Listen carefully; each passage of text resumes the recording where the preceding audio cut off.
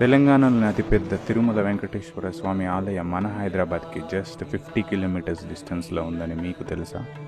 ఇది యాదాద్రి భువనగిరి జిల్లా మానేపల్లి హిల్స్పై 22 ఎకర్స్లో కన్స్ట్రక్షన్ అయింది.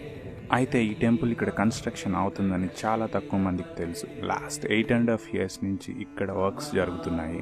ఈ మార్చ్ 6న చిన్నజీయర స్వామి చేతుల మీదుగా ప్రాణప్రతిష్ఠ జరగబోతుంది. మెయిన్ ఐడల్ని కృష్ణశిలతో చెక్కడం జరిగింది. ఇది తిరుమల నుంచి ఇక్కడికి తెప్పిస్తున్నారు. ఇక్కడ టెంపుల్ డిజైన్ అంతా శ్రీ తిరుమల తిరుపతి దేవస్థానాన్ని పోలినట్లే ఉంటుంది.